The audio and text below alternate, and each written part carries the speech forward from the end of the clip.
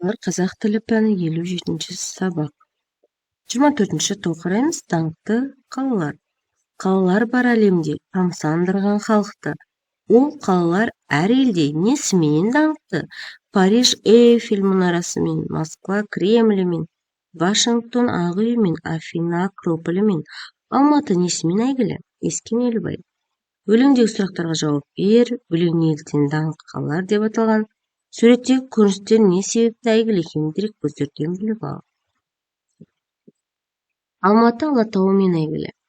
Даңқты қалалар деп аталу себебі олар өздерінің әйгілі жерлерімен әлемге танылған.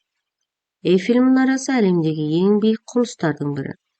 Кремль ішкі бекініс. Орыс қалаларының мұнаралы қабырға қорғанымен қоршалған орталығы.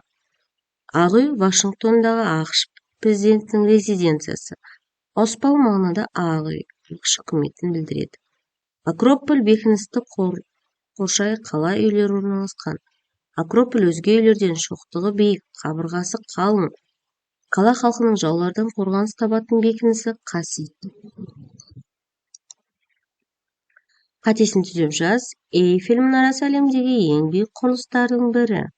Оған саяхатшылар көп келеді. Сөйлемдерді сөйлем мүшесіне талда. Эйфель емес, балалар, Эйфель қатесіз жазамыз. Не Эйфель мұнарасы? Не құрылыстардың бірі? Әлемдегі ең биік.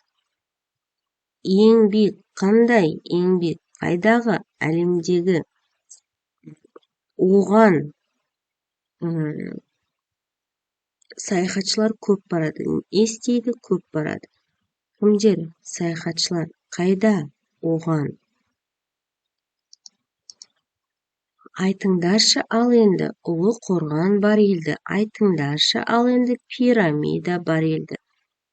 Қытайда ұлы Қытай қорғаны бар. Мысыр елінде пирамида бар. Балалар, төмендегі сөйлем мүшесіне талдау үлгілеріне назар аудар.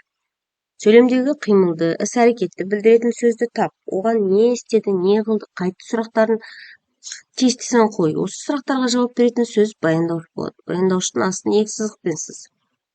Сөйлемдегі қимыл іс-әрекеттің иесін анықта. Сол сөзге сұрақ қой. Егер ол сөз кім, не, кімдер, нелер сұрақтарына жауап берсе, онда ол бастауыш болады. Оның астын бір сызықпен сыз. Сөйлемдегі өзге сөздерге сұрақ қой. Олар сөйлемнің тұрлаусыз мүшелері болады. Тұрлаусыз мүшелердің астын ерек сызықпен сыз. Сөйлем мүшелерінің байланысын сызбамен көрсету. Кімдер? Оқушылар не істеді? Шықты.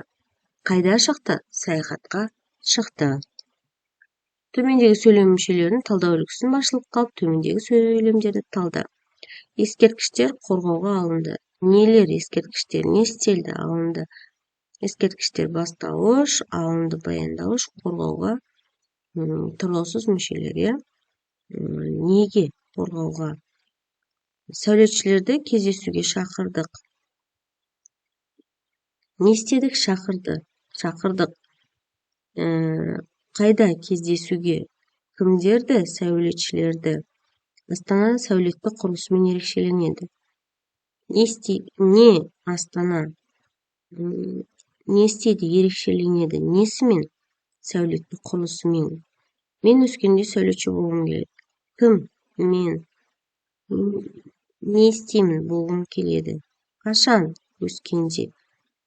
Кім? Сәулетші.